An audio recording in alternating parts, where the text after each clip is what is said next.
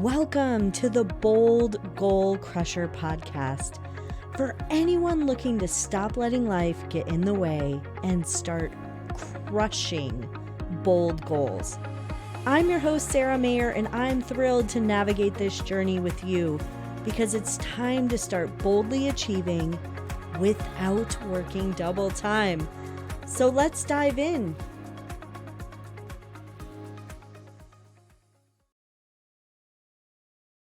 Hello, Bold Goal Crushers. I am super excited for my guest today. I think you're going to really enjoy this conversation because she speaks our language. So without further ado, I want to introduce you to Ginny. She is a Lean Six Sigma black belt, and her focus is on process improvement with strategic goal setting for new entrepreneurs and fledgling business owners. And I know many of you are out there sitting in your cubes wanting to be business owners, or you just got started. So I think you're going to enjoy this conversation. Ginny, I'm so excited to have you on the show. Thank you. I'm glad to be here. I'm excited. I just love your background, and I know that there are many people out there listening that have tried goal setting and they either stopped doing it because it wasn't working or they didn't have a good structure to it. So they abandoned those goals that they set maybe back in January. And so I think this conversation is really timely. So as we approach July 1, I'd love to hear what your thoughts are on goals at this point of the year. I never think it's a bad time for goals. And I think it's always a good time to be revisiting where you are and what things you said you were going to do and reprioritizing them. A lot of times we say what's really important to us, and then things change. Things happen with our job or with our health or with our family or whatever. And some of the things that seemed really important suddenly aren't as important, and you reassess. I'm a big fan of reading. I'm definitely a nerd. As you can tell by the Lean Six Sigma stuff, I'm a scientist. That's my background. So a lot of the scientific method and Lean Six Sigma strategy is all about revisiting and continuous improvement. Applying that to your goal setting, it's the same thing. So if you look at any problem in your workplace or in your life, you're continuously trying to refurbish your approach. Same thing with your goal setting strategy. A couple of my favorite books for business are Traction and then the 12-week year. I love the 12-week year. I'm going to add Traction to my list. So there's a series of books in that genre, in that package by Gino Wickman, and they're very strategic business books, but Traction is my favorite one to start with. And there's a lot of vision casting in the beginning, but they have a term that they use, and it's called EOS, Entrepreneurial Operating System. And one of their strategies that they use for setting goals in your business is called rocks. And their rocks are their things that are your big 3 to 5 quarterly goals that you're going to work on in your company. And then within those rocks, you're setting strategic tasks every week that bring you closer and closer to that. So that principle can be applied to literally any goal that you want to set. So whatever, let's just focus. I have 4 big categories that I focus on in my goal setting program, and that is health, life, wellness, and work. And so within each of those, there's 3 categories. So we end up with 12 things to focus on. So if you just picked one in the life category, and which is one of them might be clutter. Yeah. And you want to focus on clutter in your life. I was talking in the pre-roll with you about a friend that I've developed through Digital Course Academy, Amy Porterfield's program, Lydia Martin, and she deals specifically with digital clutter. So anything on your computer, on your phone, anything like that to help you get organized. So even within clutter, there could be mental clutter, all the things that are racing through your mind. There's physical clutter in your house. There's digital clutter. Pick one category that you really feel like is weighing on you at the time and set your 3 to 5 rocks in that category, and then just start plugging away. So let's just pick physical clutter, and you're in your closet every day and you can't ever find anything and your clothes are all packed together and they're getting wrinkled and they're just a mess, you can go Marie Kondo on it and just go crazy on your one closet. And that could be your goal that you set. But with goal setting, it's all of the little tiny things that you're accomplishing along the way. You're still accomplishing something. Yeah. And you have to celebrate those wins along the way. And all of those little things. There's so many goal setting books. Atomic Habits talks about all the incremental changes that you're making along the way and how they eventually move the needle pretty far. So you're steering your ship and then you're finally going in the direction you want. We could talk all day about this kind of strategy, but the Lean Six Sigma continuous improvement spirit, you apply that to your everything, your goal setting, your business, your personal life. Yeah. And I love this idea of the rocks, the 3 quarterly goals. I think so many times at the beginning of the year, everybody's really excited and they're like, I'm going to do 20 things. Actually, in fact, that happens every week. Monday, I'm like, oh, I'm motivated. I'm going to get all these things done. And in reality, I can't really do all those things. Yeah. And then I end up thinking to myself, oh, I didn't accomplish anything this week because I really overloaded my plate. And so I love the idea of having 3 to 5 quarterly goals rather than thinking I have to set all my goals at the beginning of the year. Every quarter, I have an opportunity to pick up a new focus and kind of close the books on one of the things that I may have been working on. Yeah, I wish I could remember who it was to give credit to her, but I listen to podcasts when I'm driving. I have to commute about 7 hours once a month to go work somewhere else. And so I listen to podcasts all the time. And this woman was talking about the analogy of kicking soccer balls down the field. And if you picture like 12 soccer balls lined up at the end of a field and you have to get them all into the goal on the other side of the field, if you start kicking every single soccer ball about 5 feet, it would take you a lot longer to get to the end of the field than if you picked 1 or 2 or 3 soccer balls and just booted them down the field. Yeah. So I love that picture because you're right. We have 20, there's always 20 things, especially as business owners or as any kind of strategic goal setting you have in your life. Everything feels important. But then you take a deep breath and look at it. Everything really isn't immediately important. And if you focus on that quarter and you kick those 2 or 3 soccer balls down the field or rocks, like the EOS system puts it, it's so much more satisfying than trying to do a little bit of everything and then never get anything done. Now, I will admit that I tell that advice to everybody, but do I follow it? No. It's easier said than done. Right. Especially if you have an ADD type mind and you have squirrel syndrome and suddenly shiny objects are everywhere. But it's really satisfying when you can check a project off your list and you actually finished it. Yeah, I agree. I love checking things off my list. In fact, some of our listeners have admitted that they put things on the list that they already did just to cross it off. Yes, I love that. Yeah. So I know that you are really about process improvement and you've done a lot of work learning process improvement. And you talked a little bit about how you apply that to goal setting. So can you share a little more about what's a good process for really setting and crushing your goals?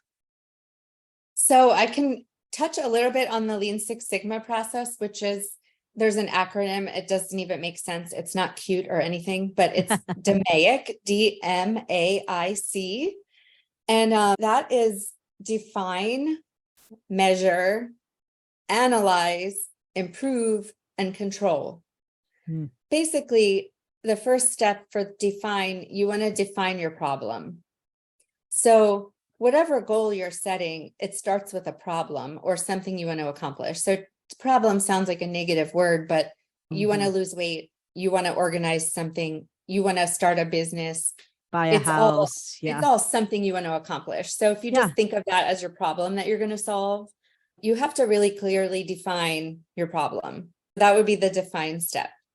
Then the measure and analyze, sometimes that can get you a little bit in the weeds depending on what you're doing. But if you're trying to do a problem solving, like a financial problem in your business or customer acquisition or something like that, you might want to have numbers or some type of measurement.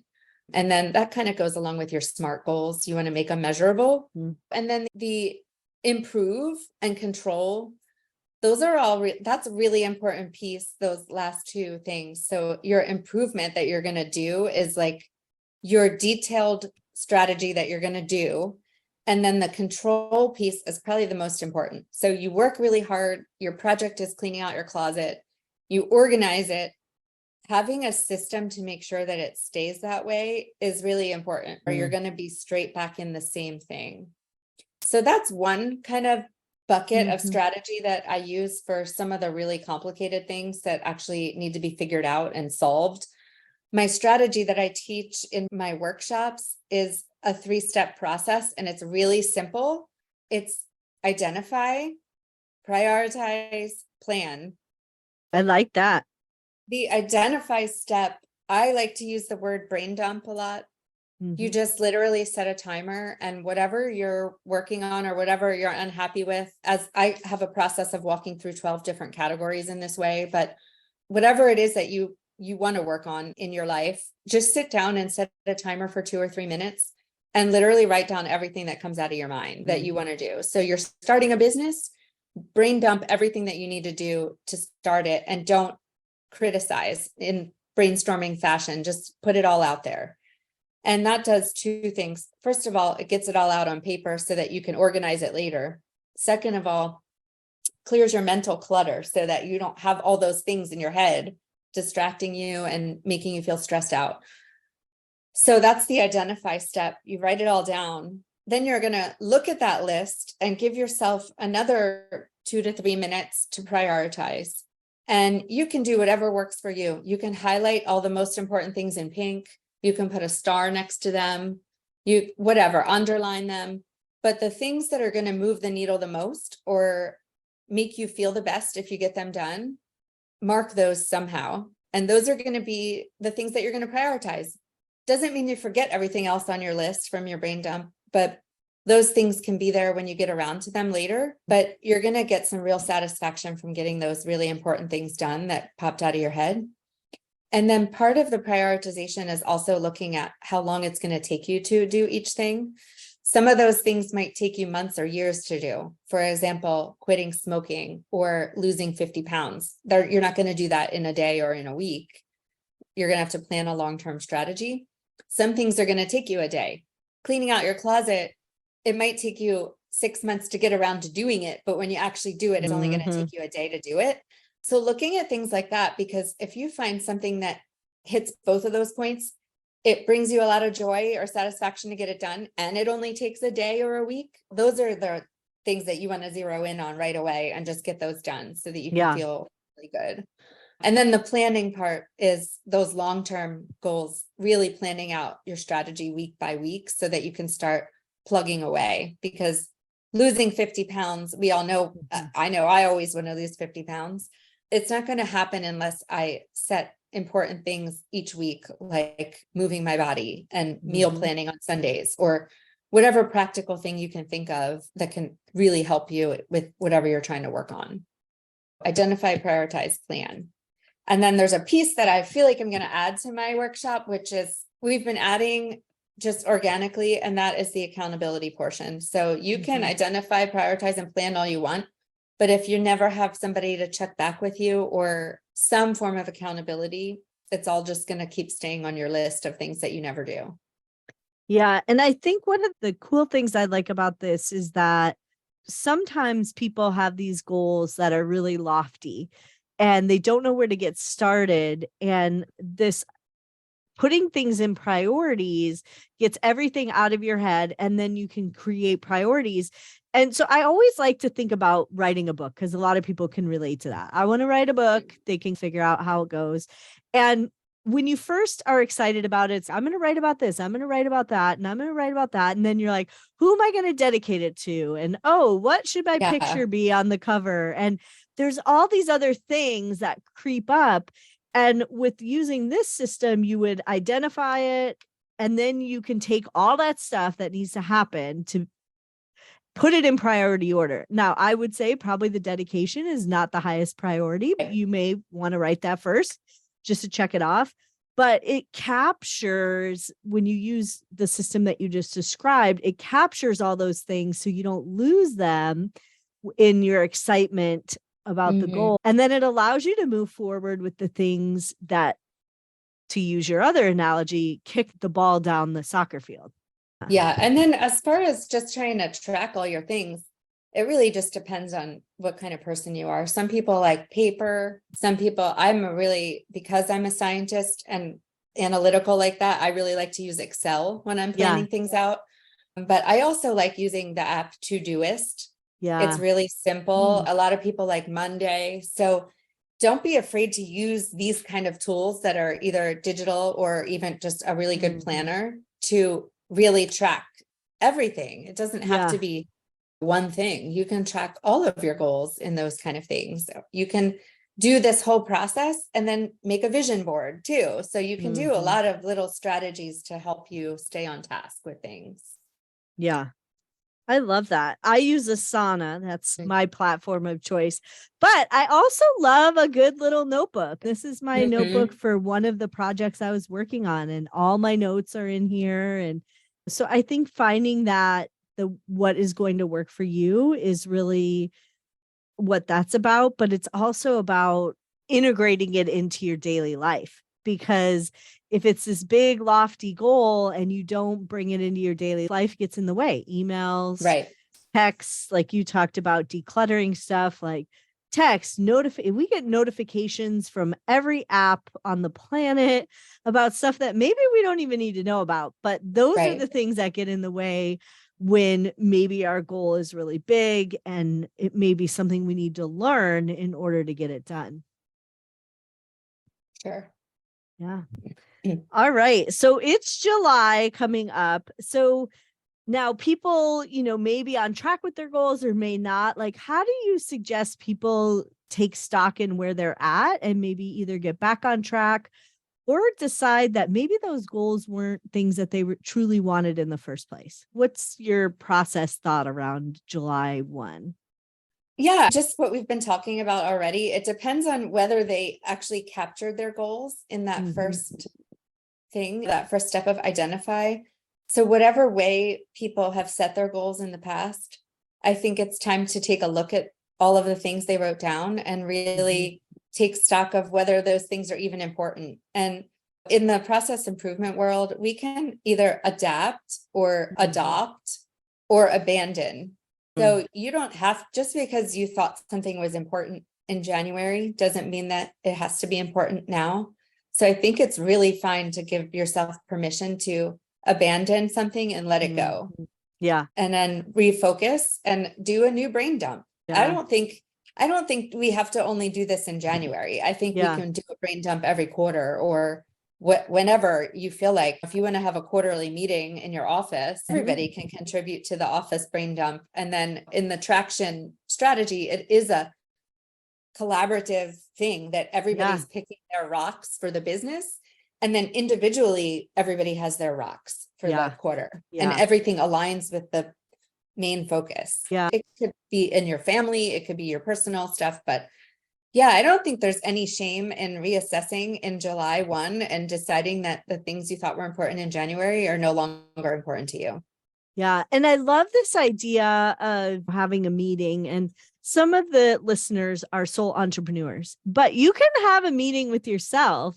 But I also would suggest maybe including a mentor or somebody you look up to. So when you are having that meeting, you're able to gain feedback and ideas from somebody else as to how you may be doing in your business or on your goals. That accountability piece really does move the needle on a lot of the big things we're trying to achieve. Yeah. And I think just because a lot of people think, oh, there's these $10,000 masterminds, there's no way I can afford that. You don't have to. You go on a Facebook group that you're part of. Like I was telling you, I think before we started recording, in the class that I was in, it was people from all over the country. And I literally put a post on there and said, is there anybody else from North Carolina that wants to get together once a month and just meet in person? And it doesn't cost anything except for your time. And believe me that somebody else is sitting there just wishing that somebody would reach out to them. You don't have to wait for an invitation. You could be that person and say, hey, is anybody else looking for an accountability partner or two? And would you like to just hop on Zoom, or is there anybody near you or whatever? I have definitely found so much joy in creating opportunities when there wasn't one. Yeah. And I think the one thing too is they don't even necessarily need to be in your field or know what you're doing, especially for accountability purposes. They just need to be willing and open to listen and provide feedback. Yeah. And if you're meeting with somebody regularly and you said that you were going to call 10 people and pitch something, and then the next time you see them, they ask you and you haven't done it, nothing's going to happen. But it feels ugly to say, I didn't do it. So just the sheer knowledge that somebody cares enough to ask you, or that you have somebody that might ask you, it will propel you forward in whatever you're trying to accomplish. I feel like that's such an important piece, and something that I've been doing on my own and with people, but it wasn't an official part of my course. And I think it needs to be, for sure. Yeah, I love that idea. Cool. I have just really enjoyed this conversation. I feel like we could talk for hours and hours about this topic. Now, if a listener's listening and they want to connect with you, what's the best way to connect and what might they expect? So I am drumming up a lot of things right now. So if you hopped on my social media, you would think this person is not very far along, but I've been doing a lot of things in the background. So they could expect a fledgling Facebook presence and a fledgling Instagram presence in this field. But I've been doing most of my stuff live and in person, and I'm just starting to break out onto social. You can find me on Facebook, Ginny Seeley Outcome Academy, if you search either one of those. And same thing on Instagram. I'm on both of those. I have a website that is down right now and I'm building, and that's just ginnyseeley.com, GINYSEELEY.com. And I love it because what you're putting out there is what has worked in person. And so now you're taking it to outside of North Carolina. Of course, if you're still in North Carolina, definitely connect. But I love that you're taking it to a broader audience because you have proven that this works and people are successful in it. So I can't wait to see what happens when that's launched in a virtual setting, allowing more people access. I'm excited. Yeah, my focus has been new business owners, and we're getting ready to open a co-working space. And my biggest passion is that when you figure something out and you've put all the time into figuring it out, the next person should not have to go and figure that all out again.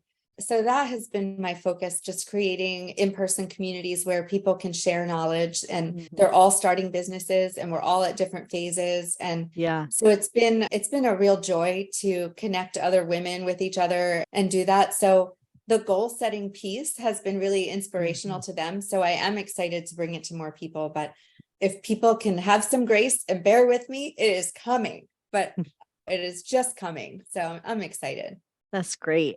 All right, everyone. Ginny, thank you so much for being on the show. It truly has been a pleasure getting to know you and hearing more about your system. I think that's very helpful for a lot of our listeners who right now maybe have drifted a little off their goals, or maybe are on track and just need to think about how to continue to stay on track. So thank you so much for sharing that. I'm so grateful that you invited me to be on here. Thank you so much, Sara. Yeah, for sure. All right, bold goal crushers, it's time to get out there and crush your goals and everything that gets in the way, because you don't need to work double time. So let's get to it.